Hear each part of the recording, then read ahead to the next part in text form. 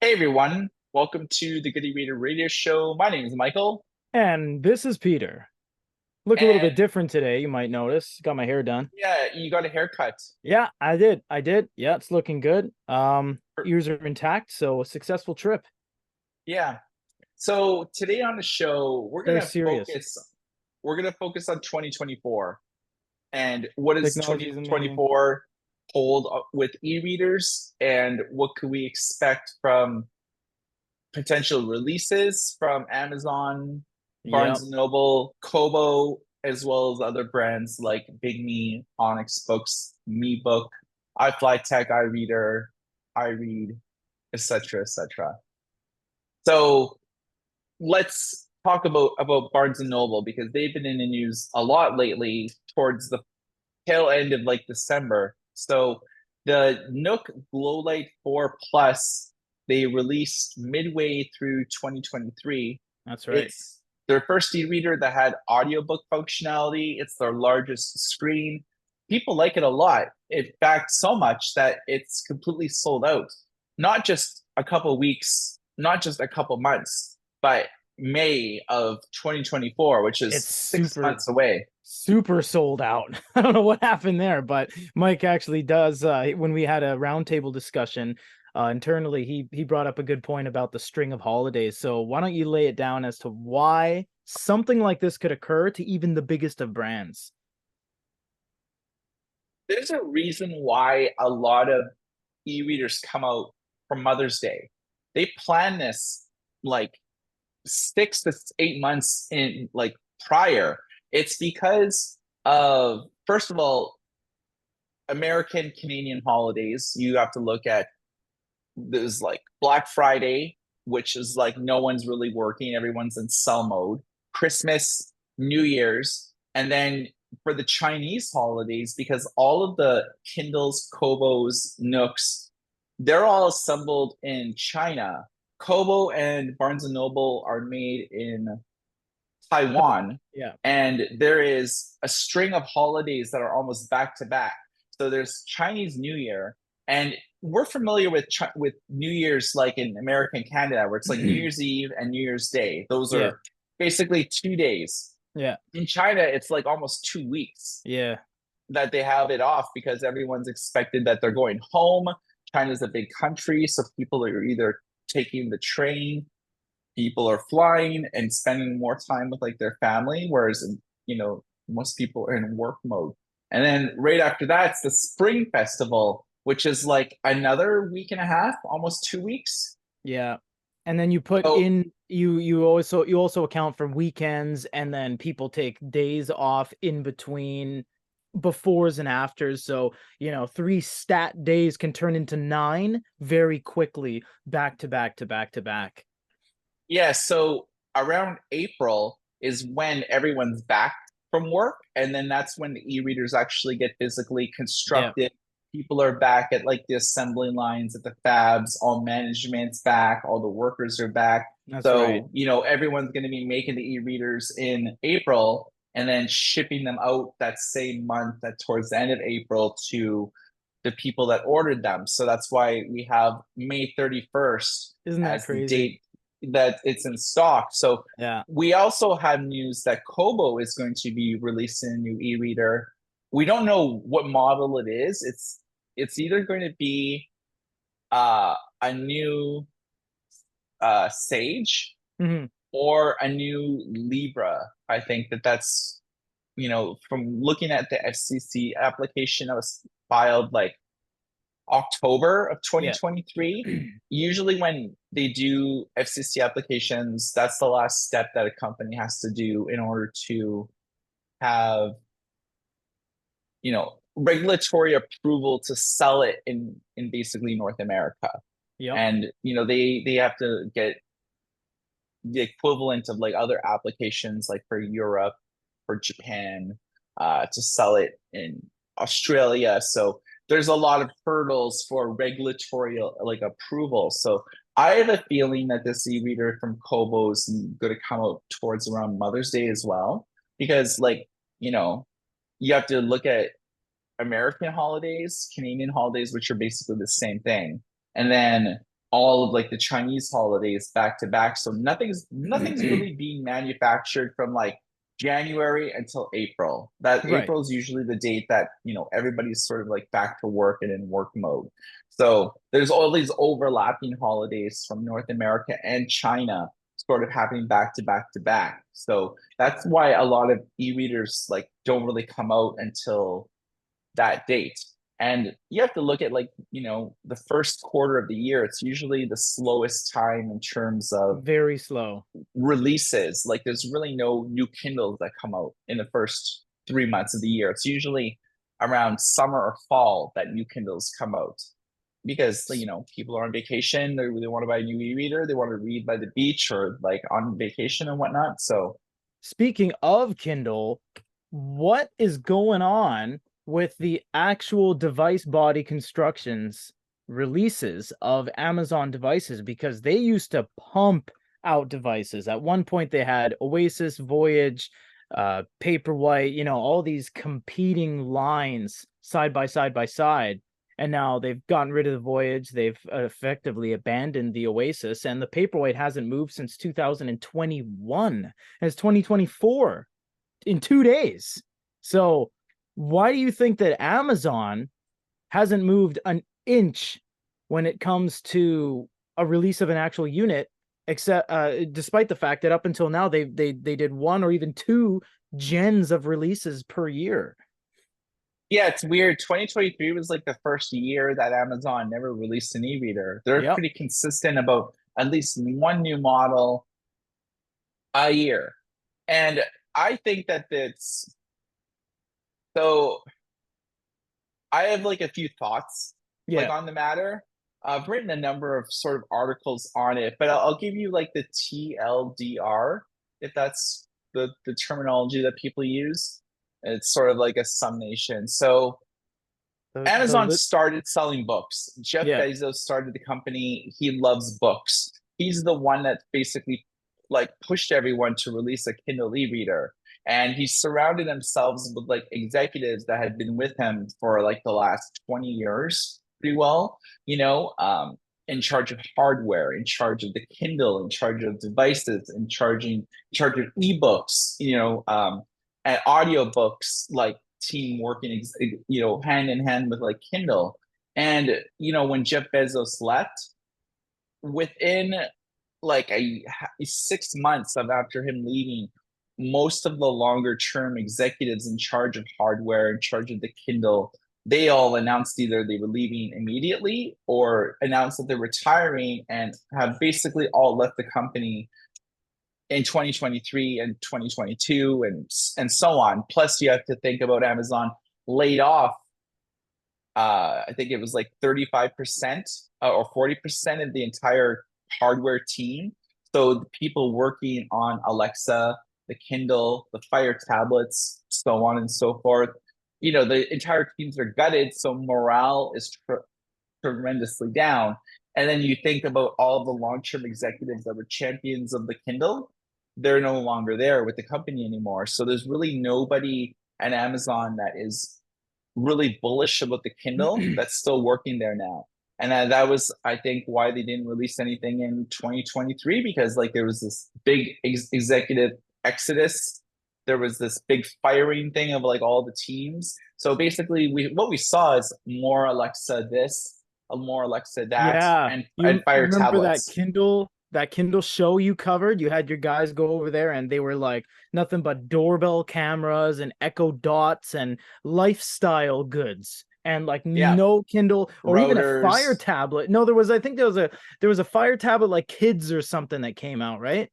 During Yeah. that So in show. 2023, it's like, the Fire Max 11, which is sort of like Yeah. their 11-inch, the biggest like thing that they released, as well as the keyboard and like the stylus for it. So Yeah. Amazon is very bullish on the tablet space. Yeah. And obviously it's because of all of like the money that they're putting into Amazon Music. Prime Video, like showing NFL games on Prime Yeah. Video. They Yeah. pump how much hundreds of millions of dollars did they pump into like the Lord of the Rings show, The Ring of Yeah. Power? And you Um, can't consume that on a Kindle, but you can That's on the right. Fire tablet That's why every year they almost like refresh their entire Fire constantly. tablet like line, and they don't do that with the Kindle because the Kindle has a singular purpose. It's reading books and to a lesser extent audiobooks. That's But it. Amazon makes the real money through Prime Video, showing advertisements on their Freevis or Yeah. Freeverse. They have like a free sort of app where you can watch like television, but with like Prime, you can also add like channel packs to subscribe to like AMC or Stars or like Hollywood Suites, HBO. It's like, all these like add-on services that you could add to your Fire TV if you have a Fire TV or your Fire tablet. Or your So Fire tablet. Amazon is like big into Fire TVs, like either the USB ones, the Fire Cube, Yeah. refreshing that every year, refreshing their tablets every year because they make more revenue selling channels and showing Prime Video, and that's where Amazon makes the real money right now. Yeah. And you can't do that like with the Kindle e-reader. And you have to look at the money that Amazon's actually making selling books. They sell way more books than they do ebooks. They never really see they never really kind of disclose how much money that they make selling books, but I Yeah. believe that it's like the print. I don't have the numbers in front of me. I'm actually trying to find them. Uh, yeah, so I have September's figures, which is the latest that came out in December. So usually it's like staggered like that. So in September, physical paper, hard book revenues made okay, so year to date, so from January 1st to September of 2023, uh, trade revenues were about 6.4 billion. So that includes hardback, paperbacks, mass market, special bindings. And then if you look at ebook revenues, which include Amazon reporting to this, ebooks only made 749 million dollars, So and that's like audio, it's not even like yeah, it's 8 to 1. yeah. So for Yeah. every eight books, eight like physical books that Amazon sells, one ebook's being Yeah. sold. It doesn't include um like subscription services in Yeah. those Yeah. figures. Yeah. So like Amazon Kindle Unlimited, Scribd, everybody has like their own unlimited programs now, and all third parties basically, have made business models like around that. So Yeah. what I think happened covering Amazon is that in 2023 they focused on software They as opposed did. to new Kindle releases. Like Yeah. they basically there was a time where the Scribe had its own software and Kindles had their own software. And Yeah. then when Amazon basically revised their home screen experience, which was like they changed they got rid of my library as being the default.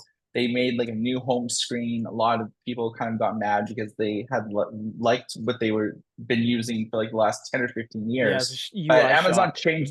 Amazon basically changed the programming languages. I think it was from Java to like Node.js, and don't quote me on that, but I know that they changed the programming language and they basically made the Scribe and Paperwhite uh like firmware updates. When they release updates, they can now do it on all devices. Mm. So when they release an update for like the Scribe and at the same time they'll do the Kindle, they'll actually hide the Scribe features on the Kindle, but they're still there. They're just like Yeah. hidden.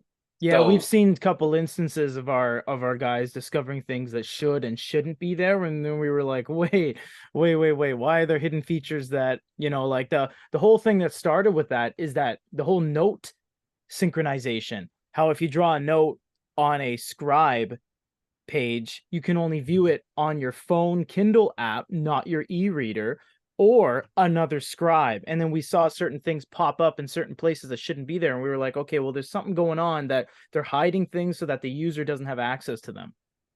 Yeah, so the reason why they're doing that is so it's easier to push out updates across, the entire 11th Yeah, generation line right. of Kindle Basic, Paperwhite, Signature Edition, Oasis 3, and the Scribe all at the same time, which makes it easier for the engineers to do. All they Yeah. do is like push live like certain scribe enhancements and then push those same scribe features to the other Kindles, but they hide them, and but they could unlock specific features at specific dates, like Yeah. being able to view your scribe notes on your Paperwhite. I know that you can do that with certain apps now. Like you can actually see some of your notes, like Yeah. on, I You think it was can. like either for Kindle, for Android, or for iOS. One of them is that you can have some light functionality of scribe on the Kindle app. And so that's what they can do there. And going back to the fire things for just like one more time. I don't want to keep going to that well, but Yeah. you could buy content from Amazon on their e-readers and their tablets, but you can no longer buy like ebooks or audiobooks or anything on the Android apps. So they removed that functionality in 2023. So if you downloaded like the Kindle app from Google Play, you could actually in the past buy ebooks, buy audiobooks, etc. And then Amazon removed that functionality because Google Play themselves removed the functionality. So Mm. of because they basically said that they had a loyalty system, but a lot of companies just didn't pay Google anything for it. But then there was a time where Google mandated that everyone pay, the same equivalent of the Apple tax. So for everything, any virtual item sold, for any tangible item being sold, not only is Google taking 30% now, but Apple's been doing that all its time. So whether you're using the Kindle app for iOS or Android now, you can actually buy content in those apps.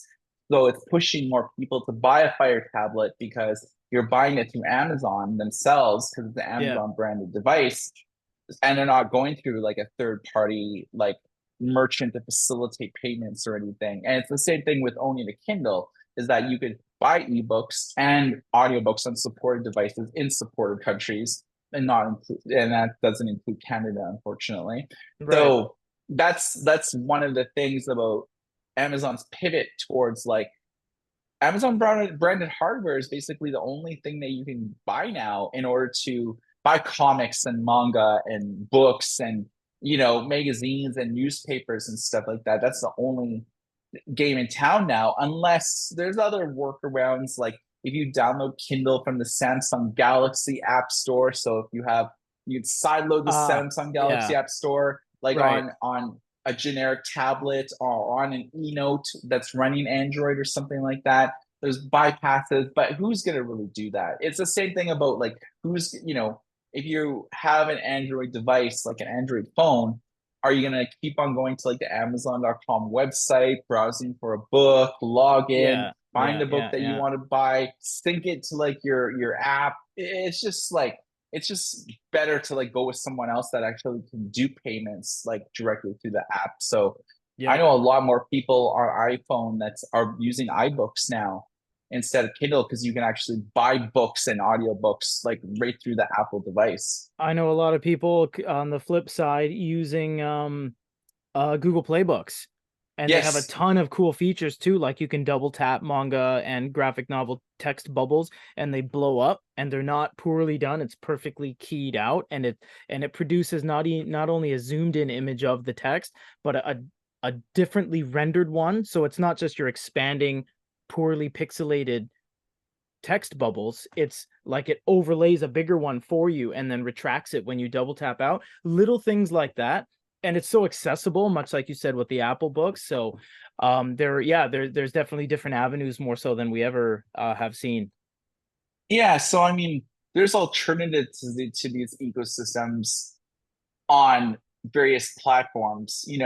I don't know if Google will ever shut down playbooks, and when they I don't shut know. down almost everything that they launch. So Pretty prominently placed on the main screen, and they got a lot of stuff on there. In fact, when we yeah, do our reviews here at the studio, our guys are usually like, let's use playbooks. So a lot of our recent things that we've been doing have featured playbooks content versus anything else, because it's just so much more robust and accessible, and And they we have don't all have the to latest side load things. anything and, you know, And spend hours of everything's prep. no, Yeah. exactly. Everything's just so high quality than putting some jank public domain a Christmas Carol on our stuff that just never works. It's yeah, playbooks is proving quite beneficial.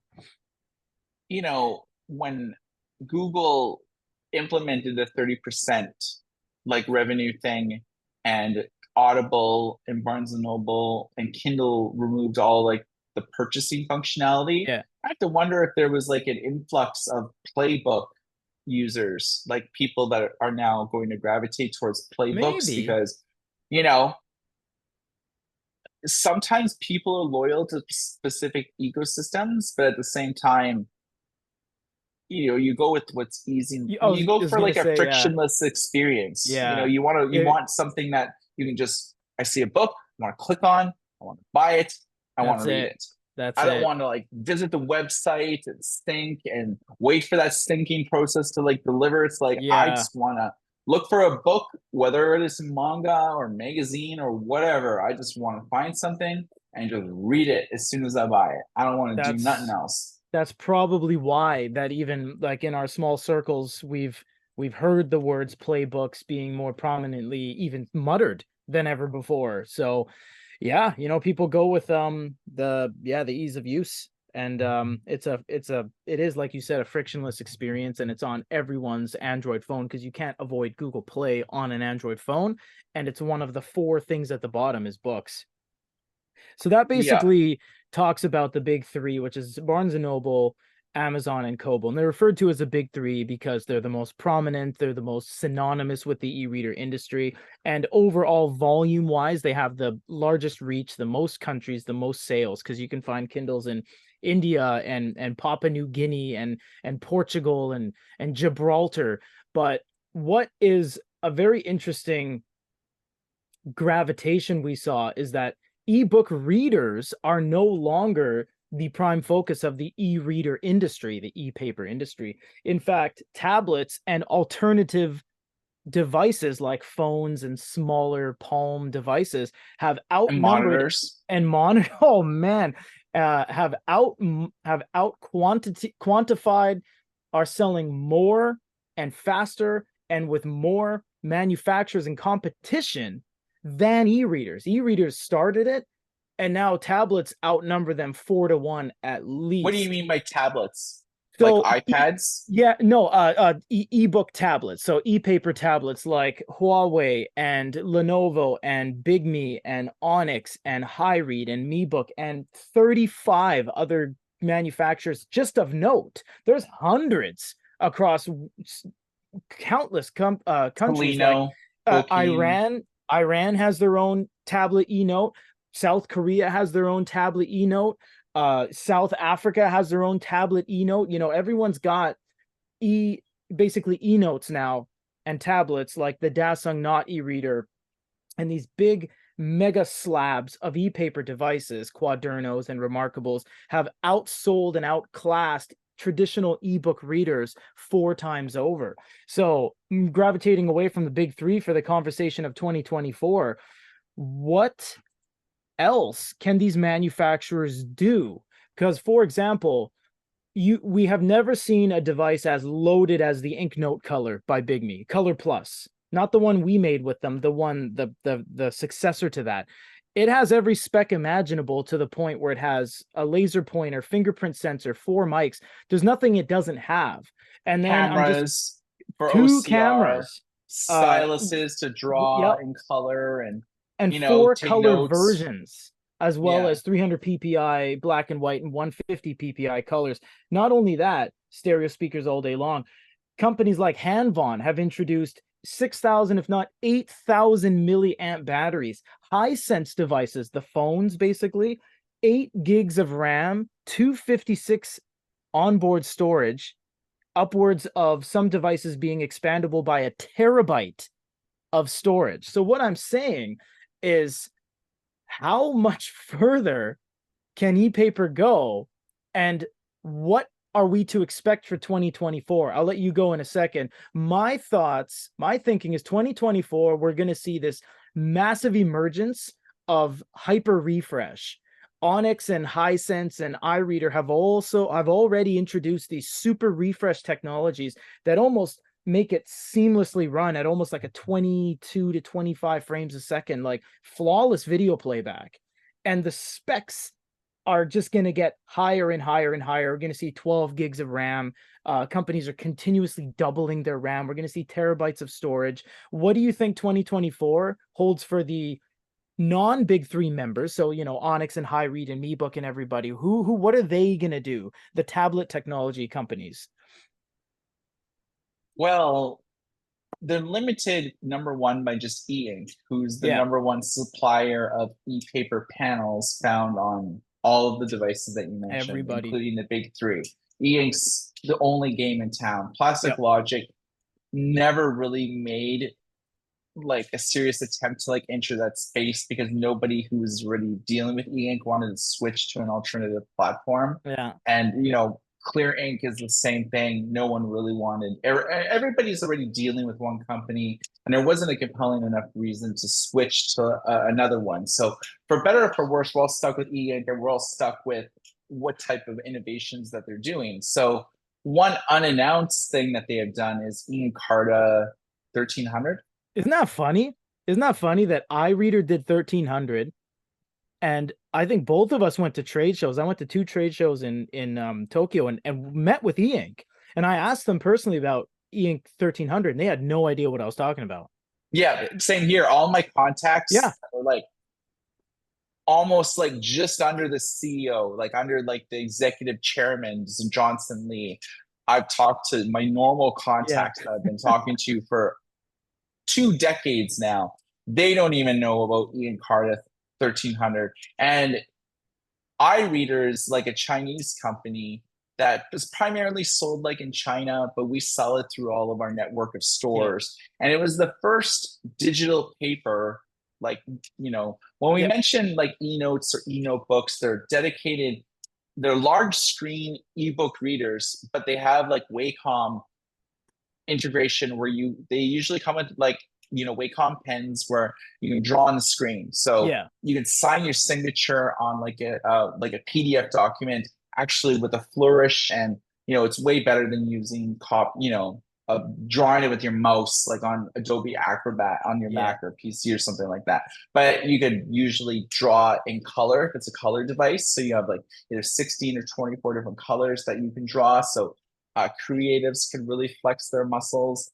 A lot of businesses invest in these technologies as an alternative to like real paper because they have apps that they could run. So if I'm a company that has my own proprietary apps, I could just buy like an Android 12 eNote and like launch my proprietary apps on there. So the cloud integration where everyone updates docs or, you know, coding and stuff like that. So there's a lot of good reasons to sort of buy these eNotes where a lot of companies are investing heavily in eNotes, probably because you can use them as dedicated book readers if you want, or you can use them as productivity devices if you want. So it's like a split feature. Like I know a lot of people who bought the Kindle Scribe who never use the pen. They just love a large screen ebook reader with 300 PPI.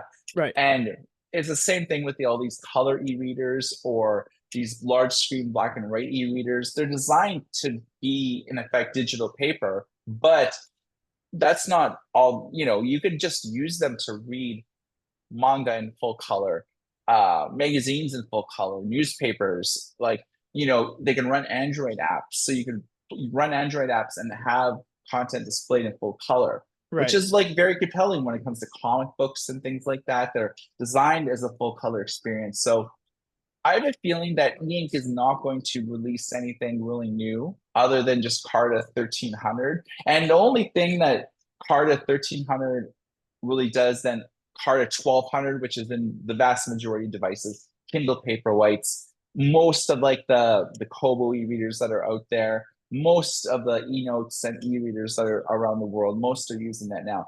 And all it does is offer like basically a 30% increase in like performance across the board. That's So pretty good though. A things are third better. snappier and Yeah. so on. But like you kind of said about specs, They're high now, all of man. They're all of big. these notes that you mentioned are all running Android.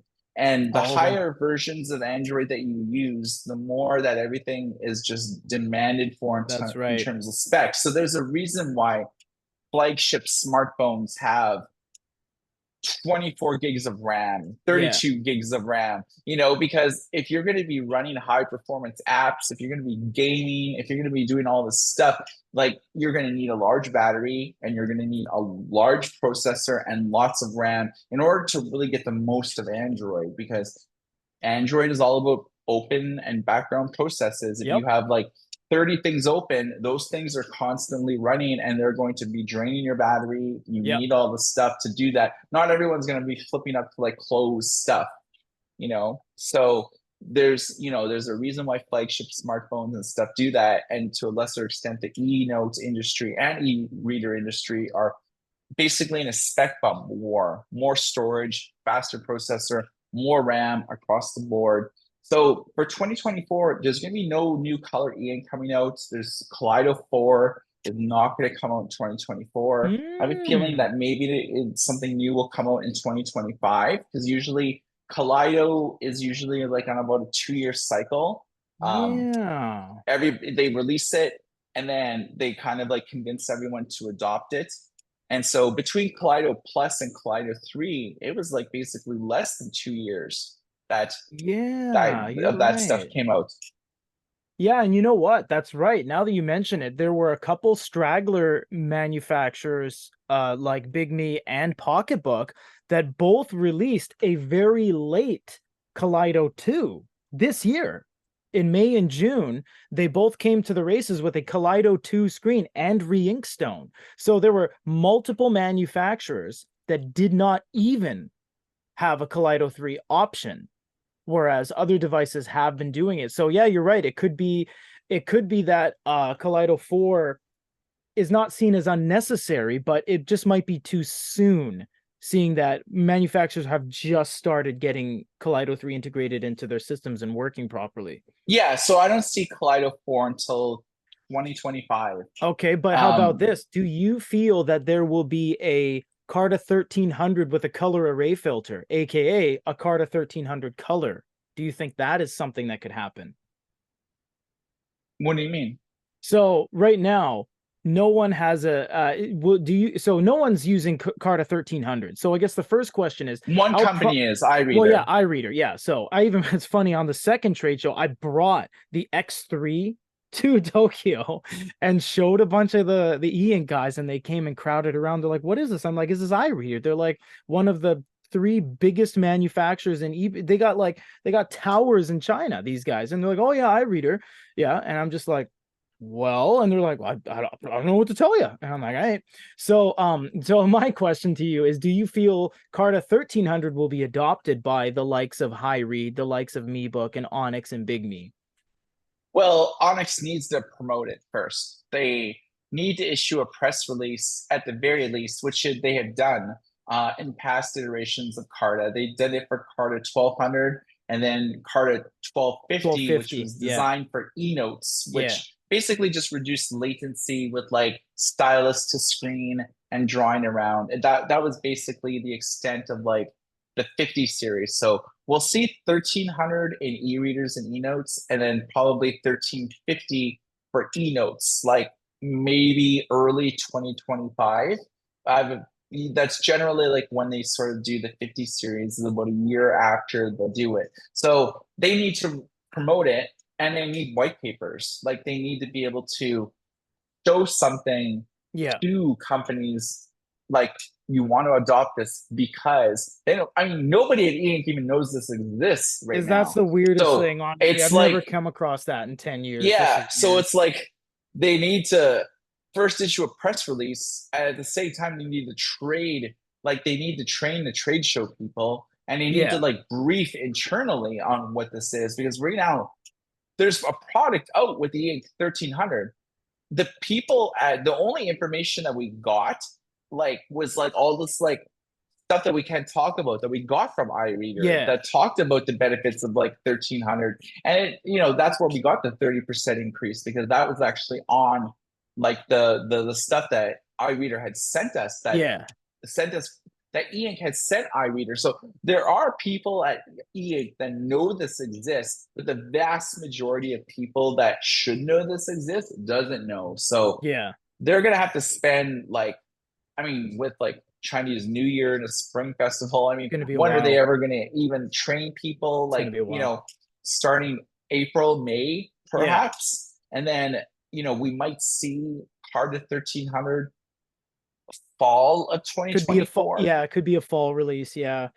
Yeah, because Um. it's like they need to Yeah. train the staff, and then they Yeah. need to actually like have Nectronics, who does Barnes and Noble and Kobo. They need to be able to get the component manufacturers, like who's going to be manufacturing the Carta 1300 screens. Is it going to be, or like the like the film that they use for Yeah. that, Right. is it the same people that are doing Carta 1200? If so, how different is it? Are they going to Yeah. be able to their existing factory line that does Carta 1200 screens, will they be able to easily adopt 1300? Where are they going to get like the guidelines for actually physical construction? Like at what time? After the press release, after E INK is briefed on it, after the white papers are published? It's like, you know what I mean? So it's There's like, a lot. for all those reasons, I probably don't think that we'll see we'll see more devices with 1300, but we won't actually like hear about it in official capacity until summer, like maybe, probably at the earliest. But Okay. given that iReaders adopted it, we'll probably see more Chinese companies adopt it, because for whatever reason, it's like, they seem to be first to the market with new and innovative tech. And, Yeah. Onyx Books is a Chinese company, bigme is a Chinese company. Yeah. You know, I fly tech, it's just like, high read, but I kind of, some of them are based in Taiwan, some of them are based Yeah. in like mainland China, but I just Right. equate it as like, um, so yeah, I mean, I'm not going to talk about what high read's doing because nobody really cares. Like, High you read. know, Yeah, I can attest to that right now. High read has just kind of situated itself as if you got a couple bucks in your wallet and you happen to see a high read ad pop up on your phone, maybe buy one. They're not bad, but they just don't do anything to go, oh, high read. Oh, I gotta have it. Like hand vons are very thin, razor thin. Hisense devices are crazy fast. iReaders using the latest tech. Onyx is just, it's the pinnacle, a top of the clock when it comes to E INK tablets. What does high read do? It's like I got a little bit of everything, but not a they're lot like, of something. they're not popular outside Taiwan. It's like It's like a local you know, company. exactly. If you live Yeah. in Taiwan, which is like it does have a bigger population there than I think most of Canada I does. believe so, yeah. When What's the Japan, it's like, population I of think Taiwan? Tokyo has more people living in it than all of Canada does They do, combined. yeah, they do. That's pretty So, freaking crazy. regional powers for specific Yeah. markets, like, actually do good. Like, prime example, the Sony bookstore used to be like one of the most popular bookstores. Sony killed it all over the world, but it's still going strong in Japan. Because they got 120 million people here, so they can have these in-house products. Like if it wasn't for us collaborating with Fujitsu to bring their quaderno to the masses, it would be a Japanese only product. There's no reason for them to go outside, but we work with them for years now, since 2019. So a lot of back end stuff, internal discussions and whatnot. But yeah, that's just to attest to that point that if you're a local company, you don't really need to expand unless that's your goal. But Mr. Mike, I have all the answers. I have a question for you, and it's something that has been on everybody's mind. And I'm not putting you on No, the spot. Let's talk about it. Seriously. hit me. 13.3-inch color. We've seen it at countless trade shows. I've had it in my hands. Linfini's building it. Fujitsu wanted to do it. IEOE, some weird solutions company, wanted to do it. We went to the trade show. We filmed it. They shut us down. They said, they stood right in front and they're like, no, you can't film it. I'm like, well, we're here filming and you're at a live trade show. And they're like, yeah. And I said, and it's right here on the table. And they're like, no, no, no filming, no talking, no pictures, no nothing. And they had like this crazy culture around it to be like, don't look at it, don't touch it. 13.3-inch color exists and has for years. Why isn't it out yet? And I don't have the answer too. I just want to talk to you about it. Costs, Yeah. you know, color devices cost at least $200 plus Yeah. more expensive than black and white devices. If you look at the Air like 3 and the Air bigme, 3C, yeah, they're $100 difference just on like that's right. yeah, that's right. And that's Onyx. Bigme is the same thing. Sometimes like the dollar figure is more pronounced, but it's at least $100 more Yeah. expensive for the color versus the black and white for the same hardware. Like, you know, like a lot of the times for Onyx does for black and white. Like the Onyx spoke Note Air 3 and a Note Air 3C, exact same specs. One's color, one's black and white. For instance, the black and white version is actually a bit heavier for some reason. Yeah. I don't know why, but you know, and then it's like it's $100 difference. But other companies they charge a little bit more, you know, for the color version. So 13.3s as they stand, general price The Tab about X is like $900 for the Tab X. yeah, and then the Fujitsu A4 is like It's around 7, and then the yeah. bigme X6 is like 799. Yeah, okay, yeah, I'm starting to see So it. Yeah. so you look at seven. Okay, let's Yeah. look at, you know, 7, 8, 9.99. You know, for Yeah. 13.3s that you can buy that are somewhat like Yeah. new and they still function good, like Fujitsu A4, the Tab Onyx X. Book Tab X, Yeah. and the bigme X6. X6, yeah. They range from 7.99 to like 9.99. Yeah. And then add at least $100 or $200. Now you're paying $1,000 plus for a Kaleido 3 digital note-taking device. So Fujitsu seems to be the company that will, you know, you buy something and you can actually get it for like, say, a Kaleido 3 for like $7.99, which is like pretty good. Everyone else will charge more, generally over the $1,000 mark. And there's very few devices made with E INK technology that are over the $1,000 mark. It's monitors. E INK monitors are probably the only thing that you could spend that will do it past that mark, and usually 25 inches, either flat screen or curves, which is like what bigme is doing and Onyx is doing. And Dasung. So yes, so Dasung and bigme is actually coming to the monitor space for the first time. Dasung's been in the monitor space for years, but everybody just in a monitor space, they tend to crowdfund for some reason. I guess I think it's just they don't know if people are going to buy it, and they're too scared to make a production run of 300 units and stack their warehouses with $1 million worth of stuff that they're like, can we sell it? Whereas if you crowdfund, even the big boys, like you said, Dasung is massive, and they crowdfund when it comes to monitors. They crowdfund everything. Yeah, bigme doesn't crowdfund ever, but they did to monitors. You know what I mean? So it's like it might be that just the unit skew is so high. They did. I think they did Indiegogo. Didn't they do it for the galley? Yeah, but that was mostly for our collaboration between us. We kind of went that way because, again, you know, a new technology that's never been out before, right? Much like their 2-in-1 PC. How are people going to take to a 2-in-1 E INK PC, right? So I guess, yeah, even I guess we're guilty of that too when we collab. But yeah, a lot of companies that come to the races with something super new, DES technology, no one knew how that would take off, and it was an absolute flop. They all crowdfund.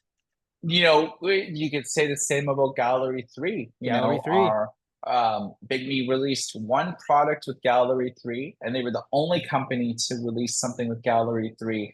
And at first it sucked. Like it was only like 6 months afterward did it become usable through like 12 14 firmware updates. That was like, a lot of updates. They released updates like weekly, you know, to try to make it usable. I think it's in a good position now, but it took almost a year for it to like become really good. there's a reason I think why the pocketbook Viva never came out, and who knows if it ever will, because it's new tech and it really has to be optimized at a software level because just out of the box, it's based on advanced color e-paper. So refresh speed is a huge problem because Yeah. if you when advanced color e-paper first came out, you went to like Japan. You were in Japan at the time, and you went all the way from where you were to like 3 hour drive to Tokyo to this Yeah. one store that had advanced color e-paper Yeah. in its window. They had And so it was just this department store that not even advertised about what the e-paper was. And you told me, you're like, yo, there's a panel. I'm like, there's a panel in the middle of the biggest city in the world. You're like, go to it, find the panel. And it was literally just this panel that was up like this on a metal brace, and it said, welcome to, I'm just gonna say a Coach, welcome to Coach, buy some bags. But that advertised panel was ACEP, advanced color e-paper, and we and it filmed was the the crap out first of it. one that had ever been Yeah, used like by like a company. So it's like ever. that's what we filmed videos on it. We wrote about Yeah, it like on the website. So yeah. I've read I mean written about advanced color e-paper for a long time. Um, benefits, I mean, like what 40, 50,000 colors, They look whereas too like good. Kaleido cut The galley so looks Kaleido so good. that's right. So Gallery 3, which is based on advanced color e-paper, could display like 50,000 colors, whereas Kaleido 3 can only display 4,000 colors. Not even close. 4,100 colors to be Yeah, generous. But I mean, yeah. everybody's using Kaleido 3 because the tech has been around in one form or another for like the last 6 years Long time. plus. A long So time. there's a lot of documentation. There Yeah. is like a lot of like, people who have made color devices from Kaleido 1 to Kaleido 3. They know that very little has to be changed on the software side to do that Yeah. because Kaleido 3 is basically just like a thin film that's put on top of like the Carta screen. So it's the same thing as like a frontlit display. Yeah. When frontlit displays on e-readers first came out, they were basically along the sides of the bezel that projected light across the screen. So top down, side to side. And what they actually figured out to do was to turn the frontlit display into a gel layer Yeah. on the screen. So basically, so for Kaleido across all generations to the frontlit display to the digitizing layer, they're just basically thin films that are put on top of like the e-reader. So very easy to make, very economical. So that's why like a lot of Kaleido 3 devices don't really cost a whole lot more than the black and white devices. They charge, like 50 or $100 like more because it does those costs do add up if you're making 1,000 of them and paying extra for Easily. every film layer that you're going to be putting on because you got to source it, you got to assemble it. It's time, it's money, right? Yeah. Whereas Gallery 3, it's made completely with different screen technology. It's not So Kaleido. It's not Pearl. It's not Carta. It's not anything. yeah, Yeah. so it's its own screen technology. So for all like the e-reader manufacturers that do the Carta screens, which is like the actual physical e-paper screen, and then do all like the layers of film. Across the e-reader industry, it's pretty easy to be able to do this. Every manufacturer in the e-reader industry actually has experience with this. With Gallery 3, like it's whoever bigme contracted out to actually do the physical construction, they're the only people that actually have ever done it Yeah. uh, to brought it to market. And I can't really think that Gallery 3 was that expensive. But It on its own, if they didn't collab with us, we talked a lot, and this isn't confidential information. If they didn't collab with us to combine our forces to subsidize the cost, it would have been quite a bit more, which is why the Viva is more money. But it all comes back to just no one else is doing it. So you look at why tablets are so cheap. You can get tablets as low as $19 on Wish. You just can't do that with e-paper. because it's a niche market. Even further than that, yeah, gallery. And not only that, once you have the gallery, like Michael said, it's not ready to go. It took months of rounds of internal discussions between us and bigme to get it tweaked and be like, okay, this doesn't work, the refresh isn't capable of keeping up, but we have Google Play on this thing, what do we do, right? So it was a massive challenge, which I assume, which is why Pocketbook hasn't yet released the Viva, even though we had our hands on it. They sent it to us. It was a Viva body, had its own serial number, had its own model number, but I imagine they're suffering the same issues. Yeah, it's in-house technical expertise, Yeah, and limited amount of documentation from E INK themselves. yeah, So it's those challenges, you know what I mean? So E INK still makes the most money from the e-reader industry. yeah. So, I pay attention to their financials, and, they want to, I would probably say price tags are the second biggest revenue things. So they made like a big contract with, I think it was with Walmart in the Oh, yeah, States. If you yeah. live A in lot of people don't know those are e-paper. yeah, so it's Yeah. like across Europe primarily, but all over Asia, from China to Taiwan to Japan to the Philippines, the Pan Pacific Rim, and then to a limited extent North America. But walk to a store and e-paper price tags are the most popular thing right now. You'll see There you something go. like this. Yeah, this isn't it, but it looks like this. If you see something below your CVS pharmacy, your Walmart, your Fred Meyer, and you ever see like a thick panel that almost looks like a calculator, that is e-paper. And the beauty of it is they can just walk by with these panels and go up and down the aisle and go beep, beep, beep, beep, beep, and just update everything instantly. And they last like, I think they last over 12 months. They just live because e-paper does not consume battery if it's not changing state. So if it's stuck in this state and you never update the price, it never uses battery. This could very well be dead. I don't know. It'll always look like that. So yeah, Yeah. So the they e-paper have panels. Spectra that are color versions. So Yeah, you might see color price tags with like three different colors, like black, red, green. It's sort of yeah, like the RGB tricolor. colors. Yeah, Yeah, but they have like actual like dedicated like stuff for inside freezers. So yeah, for e-ink panels that could like do like either under very cold circumstances or very hot circumstances. So, price tags, they either be black and white or a series of colors, which is like why you see a lot of companies employ that. And I think that that's going to, in terms of just e-ink themselves, they're very bullish about sort of this technology. And that's why they're the biggest company involved in this space is called SES Magitag, and they were independent, and then E INK actually like gave them a few $100 million US to like only.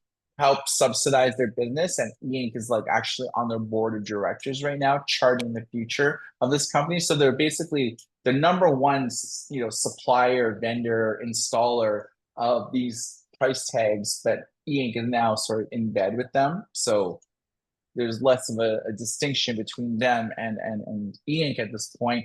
But that's like sort of these price tags are going to slowly become, I think, bigger in the future in the next couple of years, Yeah, bigger than the e-reader industry. Because if you look at 2023, more e-notes and e-readers came out in yeah, 2023 than any other year. And I yeah. said the same thing in 2022 and Because it's 2021. always It's true just like though. more devices are coming out, and more regional players are releasing more. So prime example, we there when mirror cell technology came out, there was very few companies that had done it. Kyobo is a South Korean bookstore chain, and they were the first ones to release an e-reader using mirror cell technology. Yeah. And then they did that like what, like 2000 like Oh, I don't know, 12 or 12. 11? Yeah, Yeah, back then. like 11, 12. They did it like really on in like the Here, let's e-reader see. sort of industry. And I heard that they're releasing a new e-reader in 2024. So Oh, it's yeah? just like, these companies that have been in Oh, it 2012. and You're then right. Yeah. and then out of it for so long, they're actually getting back into it because they see that so many new devices are coming out that small regional players can actually sell and market it in one specific country and actually make it economically viable. And obviously, when we live in North America, which is like the vast majority of our listeners, the people, traditionally, when you look at sort of like the analytics of who visits our site, who watches our videos, for the most parts the US, to lesser extent Canada, lesser extent the United Kingdom, but it's mainly English speaking countries, Australia, New Zealand, things like that. But US is like our largest market. So, when I mentioned a lot of these companies, you may see Amazon being sold at some big box retailers in the States, or if you go to a Barnes and Noble, you'll see like a little Nook stand. If you live in Canada, you go to Chapters Indigo bookstore, which is the largest bookstore chain in Canada. You'll see Kobo is being sold in there. So Kyobo is a big bookstore chain in South Korea. And so being able to sell your own e-readers at your own bookstores, it makes perfect sense. And then, that's what Hyread does, like in Taiwan. And that's what Tolino does as part of the Tolino Alliance in Germany. So if you walk into a Thalia or something like that, they have a Tolino stand where you could, buy the e-readers like actually in the bookstores. There's like a couple other bookstores, but I don't know how to pronounce their names. I'm sorry. I know how they're spelled because I've written about them at all a long time, but I'm not a German speaker. I can speak a minute français, but that's about it. And I speak it very poorly. So, and it's because it's a secondary language, like in Canada, right? Teaching schools and stuff. You look at the back of any product in Canada, it'll be in French. It's funny that you said Kyobo. That's right, because I completely forgot in the mad dash of everything in December of this month. Kyobo emailed us and said they're sending us the Sam 10 Plus, which is their e-note. Yeah, they're sending it. The Sam 10 Plus is going to be sent from South Korea, and that's a 10-inch or 10.3. I'm not sure. 10-inch, and it's a upgrade over the regular Sam, which is 7.8. So and to Mike's point, there's tons of markets, like people keep telling us to review the Persian e-reader and the Persian e-note from Iran, and it's like, we can't get that, and they don't answer our questions. Japan has Fujitsu booths and Rakuten booths and King Gym, which is a stationary company, but they have the Freeno and stuff. So there's no shortage of regional players. And sometimes they step out of that and become an international player, much like Onyx and bigme, etc. But and then some don't. Like they're just quite happy to be a small player in a specific country and not expand outwards. They don't want. Whereas like some do. Like I remember when Onyx Books was just China, and we convinced them to release English firmware in order to sell it outside of China, because we were getting like their first e-readers that they had ever made with no touch screens and just buttons and stuff like that. And we're like, there's something to this. Like, you should release English and sell it overseas. And they were like, yeah. And every time they would send us like, when they were, I believe it was like the Max Carta. Like the no touch screen. Yeah, that's right. And we convinced them to release English firmware, and then ever since then they become like one of the biggest players in the huge space, because they sell things domestically with like in China, but all they do is like have a different sort of firmware for English for that international market. And then now they've kind of come full circle where they have released specific models now just for the Chinese market, where they get mad if we even like report on it for some reason. And then I don't know why. We're not affiliated with Onyx. It's just a professional courtesy that if they're like, please don't report on this, we're like, fine. But I kind of get we have a relationship with them, obviously, because we sell their devices, and they give us dealer pricing, which everything that we sell in our stores, we deal with these companies directly to get dealer pricing to sell them. But we don't sell all the e-readers, because like we receive a lot of samples and a lot of them suck and are Yeah, ghetto and and they just they go. trash during like the unboxings and it's like Yeah. in good conscience, I can't sell this Oh, because if people are like, it's just like, yeah, we sell a lot, but we don't sell everything we because like can't, man. When some we of it get the is when we just get the garbage. Shenzhen power and we open it up and it's just like it's just trash. We start filming these things and it just it doesn't even get to the point where, like Mike said, the unboxing can't even be fully produced by us. We're just like, we have to scrap this whole day of work because we can't proceed with this. And we donate we don't throw anything away. We always say we chuck it in trash, but we don't. We donate things. We do giveaways. We've done hundreds of giveaways. We have a second turn outlet on eBay. We make sure we always give back to people. But yeah, sometimes we get these absolute clunkers, and they can't be brought to the public. It's just it Yeah, can't be we can't done. even sell them on eBay because No. it's just like eBay users would just like flood us with like negative reviews once they Yeah, get the yeah, item. yeah. Forget Just it. like, Forget what are it. you selling? It's like, Yeah. What is uh, this? What is this I can't. trash? Yeah, exactly. It's like, when you can't even sell something on eBay, or you're totally unwilling to Yeah. associate your name with like this product on eBay that is garbage product. So Just yeah, I donate it mean, to a school.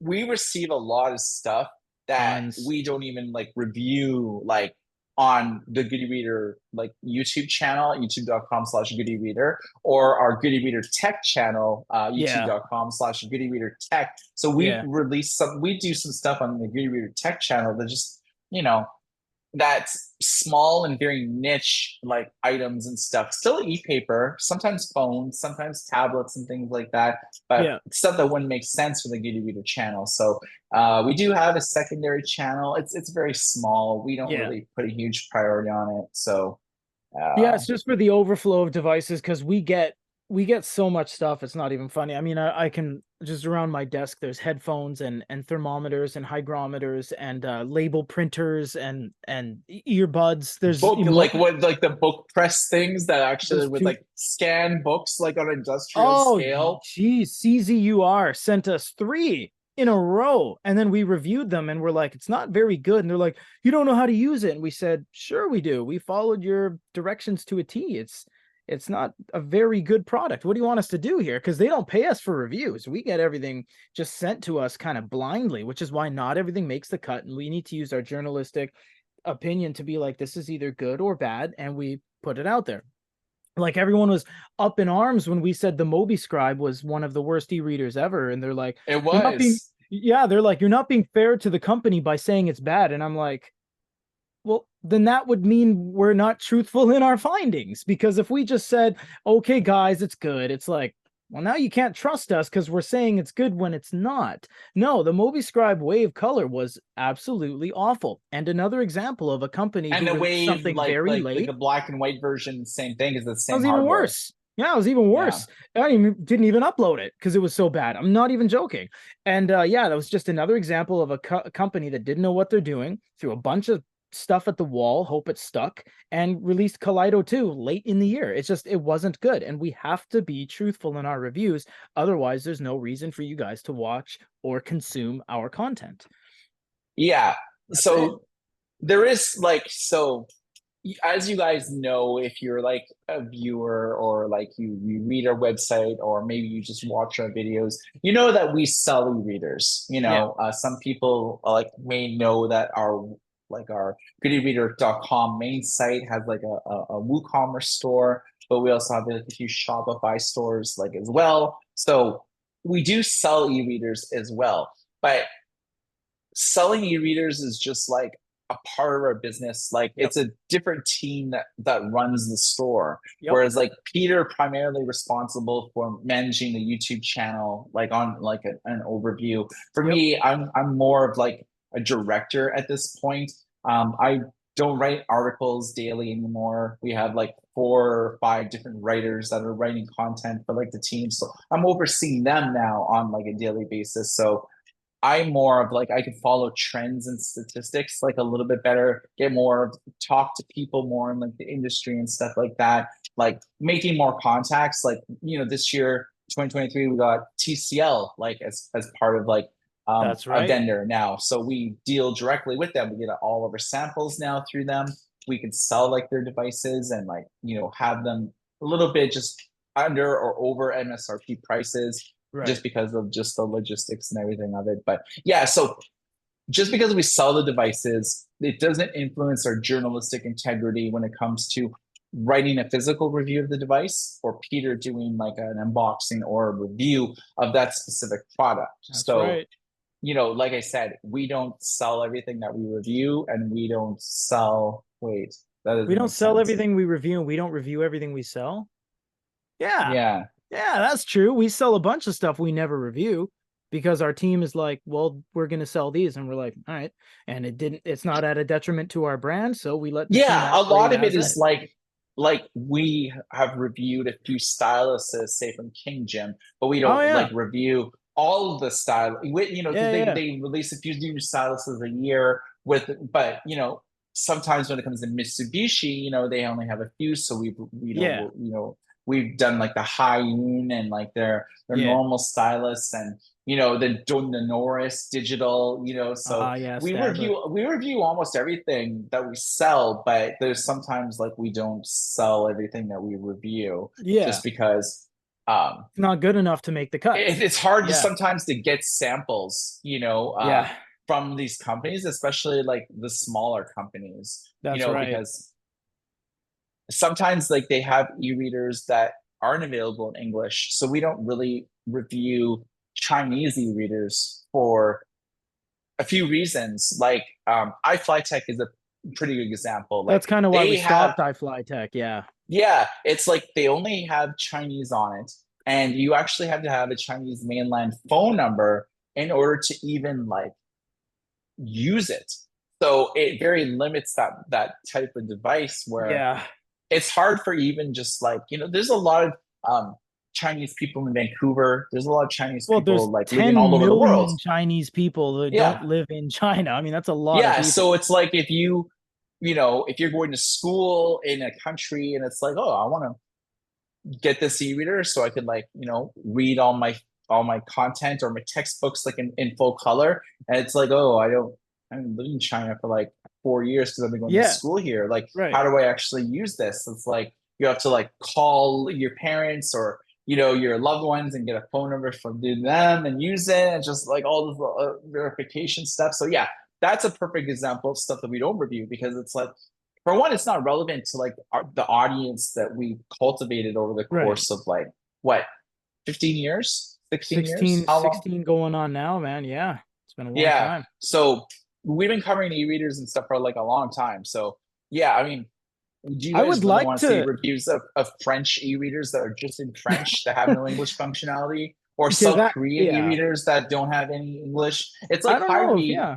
that that the Taiwan company, they actually have English firmware on it. So Yeah. that's Well, they like why speak we English review in the Taiwan. devices because it's relevant to everybody who watches our Yeah. videos that it has English. You can actually use it and sure, it only has a couple languages, whereas bigme and Onyx, they have Android system languages. Yeah. So That it has changes everything. like 100 plus languages, plus like regional dialects like Tamil and stuff like And that. you can do keyboard languages and you can slide them up in priority because it uses Android systems. But yeah, like iFlyTech is a huge brand. I would love to continue reviewing them.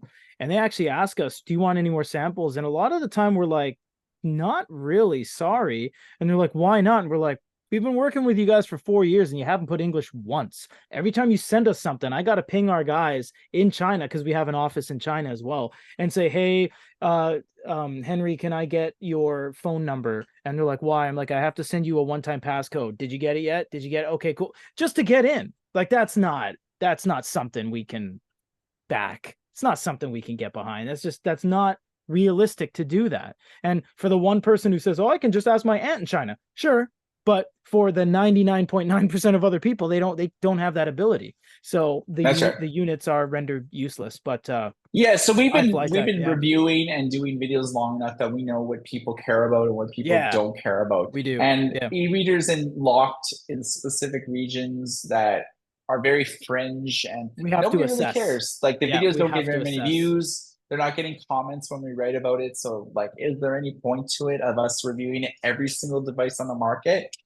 Probably not, especially when it No. comes to like players that are around one time and then a couple of years later they're out of business. Like Yeah, e.g. we have to pick Bokeen and like went bankrupt, Bokeen like done. Icarus went bankrupt, like there's a lot of e-reading companies that are like these like fly by night type of companies. Yeah. They do like a couple and then they're just like out of business. So Sometimes we make exceptions like re-inkstone. We knew people would be upset by that one because they basically, well, for lack of a better word, stole a lot of processed payments that they captured that they didn't fulfill. almost like $100 million.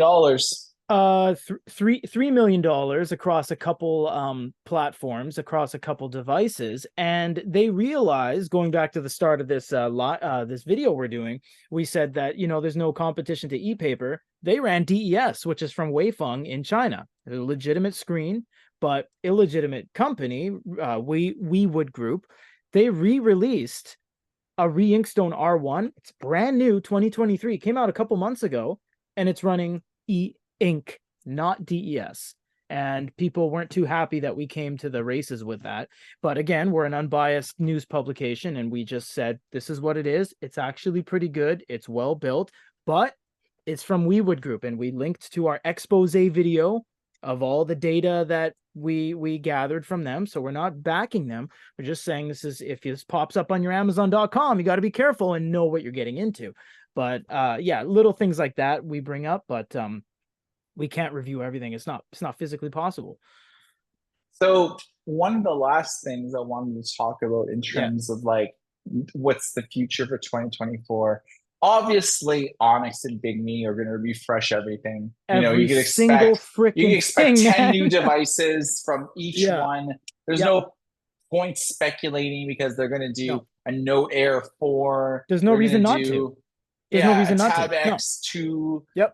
You know, basically they're just gonna add another Every one of them. number after whatever that they're They'll gonna be like add a releasing. plus, an air, or the next number to each one of their units. Yeah, Palma 2, Yep. like, you know, Easy. Leaf 5, like they're, you know, I mean, there's no point. You're like, But 5. yeah, it's Yeah. Note, Yeah, that's funny. like the Note 6 at They're this on. point. Yeah, you're right. Yeah, Note 5. They They ditched the skipped Note Lumi 4. like name now, and they're going with like the Tab Ultra X. now. So It's the Tab Ultra, Ultra. X2. They have the Ultra Pro, Ultra C Pro, and they're gonna have the Ultra C Pro, Ultra C Pro Plus.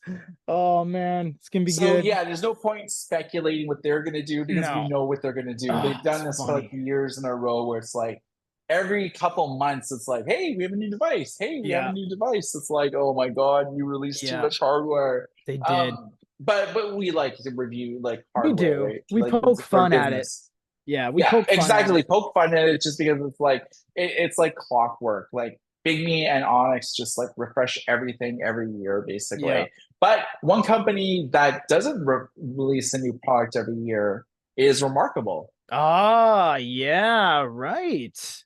They're Right. almost due. They are due. They are due. Remarkable 2 review. 2020. I already know that one. Okay. And a Yeah, Remarkable 1? 2018. Am I right? So Yeah. it's what are they on a 3-year product cycle? Kind of, if you average it 2 and 4, so the average is 3, call it. Yeah. Yeah, they're due. So yeah, they're in 2024, they're due. Yeah. So it's right around the corner. What would you like to see in a Remarkable 3? I don't know, man. They don't care about the hardware at all. They just don't. These companies that have an underachieving product, not a software solution or user interface, an underachieving product in that they have 0 features.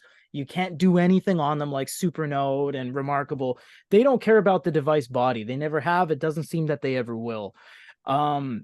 Will it have a frontlit display finally? I'm gonna have to say it has to. It has to. That's the bare minimum. You don't have to have speakers and microphones and biometric unlocks with your fingertip, but you must have a glow light. It's not even about like, oh, look at all our specs. No, it's about if you turn off the light, you can't see it.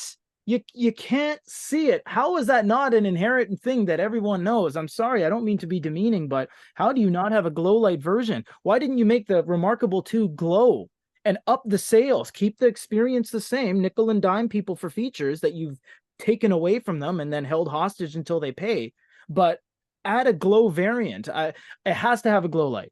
I still don't think they're going to include a stylus. They never do. You have to buy it separate. That's how they keep the price down, so that when you click on the ad, you're like, whoa, it's only $2.99. Yeah, plus $100 stylus. I think it's going to have a glow light. I don't think it's going to have a speaker. They don't care about audio. They don't care about audiobooks. They have no integration for that. I would say just, yeah, double the processing speed to keep things up, to keep the latency low, and a glow light. Yeah, I mean, maybe a new Carta screen. Like, they do use ink for like their screens. Yeah. And so, I mean, I'd like to see any type of bookstore on their device where like people could Oh, actually download books, even if they're like royalty-free books from Project yeah. Gutenberg. It's like they could read EPUB and they could read PDFs. It's like, have a way that people could just like download the books right on the device, even if they're just royalty-free books like Tom Sawyer or something. This way people could like use the Remarkable. Only tech savvy people really know how to sideload stuff. Not everyone, like, I don't think the Remarkable works with Caliber. You really have to just like, I I don't don't know. think I so. think, does the Remarkable 2 even have USB-C? Yes, it does. Okay. Yeah, it's on the very bottom. Yeah, you got me thinking. I was like, wait, that's an early 2020. You're right. No, it does have Yeah. USB-C. Yeah, Okay. Yeah. yeah. So I believe, I just don't know what it'll have, because it's like, we talk to a lot of people in the industry. We don't really talk to Remarkable very much, No, just because it's like they just do their own thing, they you do their know? own thing. They don't care. They're just like, we sold 1 million units of this device that does nothing, because they pump all their money into advertisement. Not one They do. person can say Yeah. they haven't seen a Remarkable ad, and they are well produced. They're not cheap. They're not just a 3D like, this is the Remarkable. No, it's nice. Like, actors, beautiful people, all the whole nine. Set pieces, office buildings with damn near helicopter Yeah, and that's the shots. advantage of only selling one product in your One product line at any given product. time. That's like, Yep, you could create a strong marketing like message behind it and you can. really, you know, drive home what it can do for you as opposed Yeah. to what you can do for it. Yeah, it's So, true. And that's why we it's one see of the companies advantages. that's why we see companies like Supernote that they're just not on the radar anymore, because they have multiple products that haven't advanced at all, because the first gen and the second gen are the same. The X series didn't do anything new, and they have multiple products. They have not a whole lot of direction, and they have a lot of advertisement pointing at different things. And then when you finally get their unit, there's no store, there's no ecosystem, there's no glow light. So you're confused as to the experience you were supposed to consume. And they're releasing the Nomad now, but only after years of just being in stasis. I I mean, think other it's than been like 3 years, a almost long four time, years man. since the X version They versus the used to be X2 in the Nomad. spotlight, but they haven't done anything. They've done some updates and some small solutions things, and that's really it. They're They not released a really. new pen, Yeah, it's like a like a click in, stock, click out. like a stock Supernote pen. Yeah, They did that, but I mean, we'll how still excited read them. could we be over that? You know what I mean? It's like, Yeah. exactly, in like a 3 year period, it's like, oh, we released a couple of firmware updates, we And some issued a new pens. pen. It's It's like, like, okay. yeah, like, Yeah. that doesn't really make the news cycle. I'm sorry. It So doesn't, and yeah, we're I not mean, saying you have to be in the planned obsolescence turnover like an Onyx, but they're not doing anything right now. So we can't, well, yeah, yeah, they released the Nomad. They're going to which isn't even do, out yet. what is that? Is that the 7.8 or the That's the 10? A6 Nomad 7.8. Correct. Yeah, it's not the A5. Okay, then early 2024, they're going to be doing refresh their 10-inch version, There you go. and they're doing for the first time ever a 13.3-inch version. There I you don't go. know the date. They say Yeah. January, but they haven't even filed like FCC like applications Yeah. yet. So I have a feeling it'll probably be like April. I hope so. I mean, we want to see everyone in the industry succeed. We even met them October at CTEC in Tokyo, went to their booth, had absolutely nothing new. So we were like, We had the guys with the cameras and stuff, and we're like, all right, well, bye. And we went to the Dasung booth. It wasn't out of any sort of bad blood or anything. It's just when you have nothing new to offer people and you're showing the same old thing, while these Exactly. other It's like nothing companies new in like 3+ years. and these So other it's companies hard to are get just excited.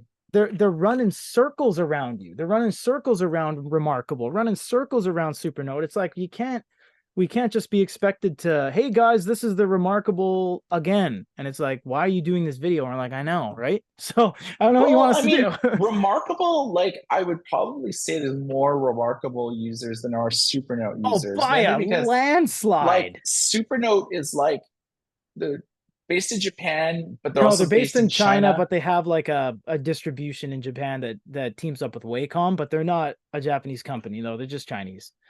All right. Yeah, Yeah, so they're just like a small player that a lot of people haven't heard of before, but everyone's heard of Remarkable. It's just everybody. because like uh it's hard not to see their ads if you're on Facebook, if you're on social media, Oh, they're Twitter, everywhere. now X, Yeah, Facebook, they're Instagram, like everywhere. Isn't it Pinterest. crazy?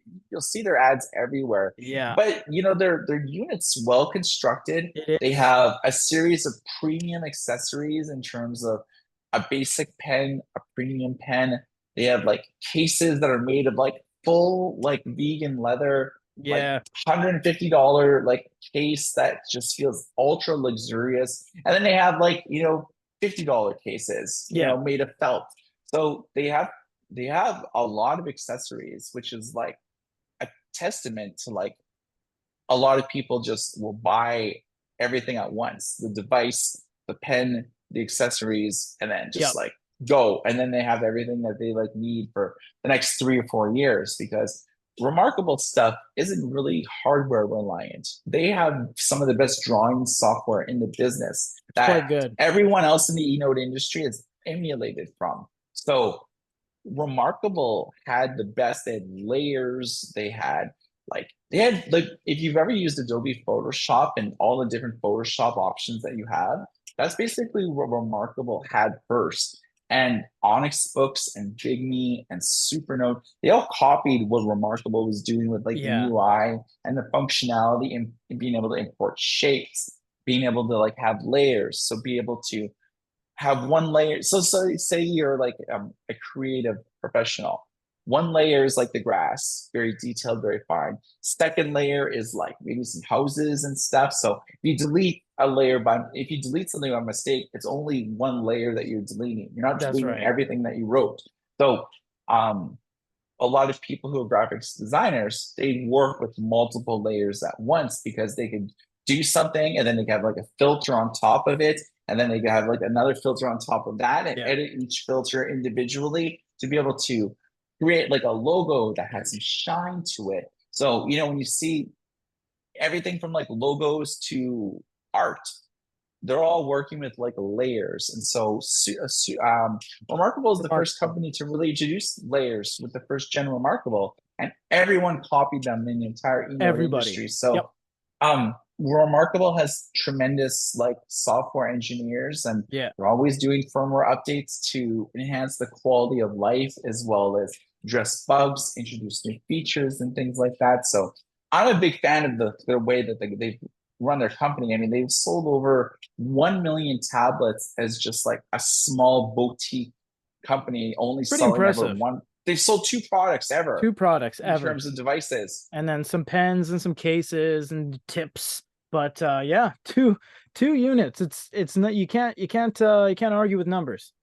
Yeah, exactly. So it's like they're Yeah. financially accessible, even though that they've raised a lot of venture capital. They've raised like I think it was like 150 million, 200 million total in Damn. different like equity rounds. So, they don't 100% own their company because they have investors and stuff that are Yeah. invested in like their success. But they did that early on in order to produce all these accessories and to do like a second generation Remarkable. Now I Right. think they're in a stable enough financial position that they could.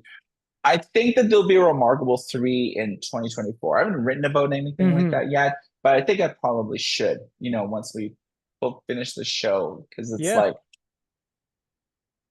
it's hard to have your hands on the crystal ball and predict what's going to happen in the Yeah. industry. But Yeah. given that companies, generally, if you look at how long it took for from the first generation to the second generation to be released, you can honestly extrapolate when the third generation will come out. The e-reader industry is pretty cyclical like that. Like generally with Kobo devices, it's generally like they'll refresh it every 2 to maybe 3 years in terms of all their devices. They'll Yeah. refresh, or maybe 1 year they'll do like last year. I think would they do the Ellipsa 2E? Ellipsa 2E, yeah, and Kindle this year was the 16 gig agave, which is nothing. It's just the paperwhite. And then Barnes and Noble did they did two things. They did the plus and they revitalized the pink version.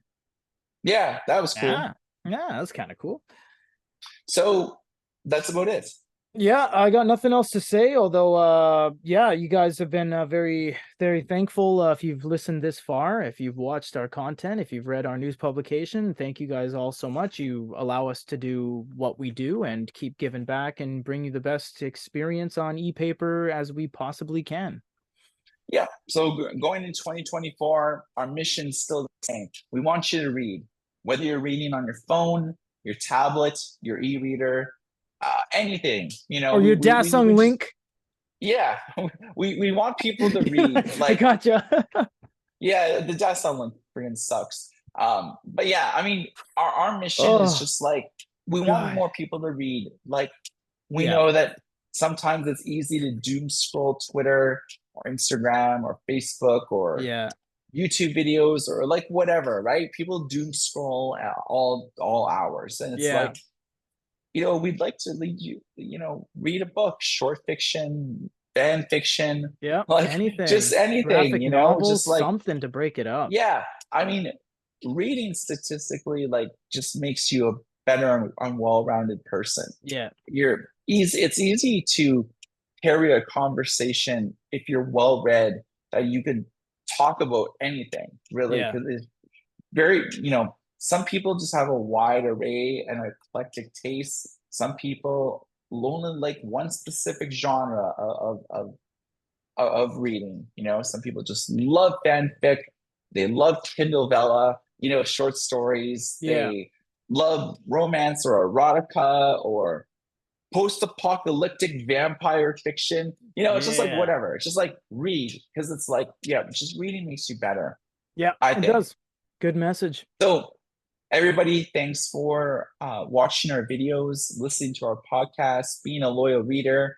Didn't find anything from our stores. It's like, we really appreciate you patronizing our business in any capacity. And for goodereader.com and our last video of 2023, my name is Michael. This is Peter. Everybody take care.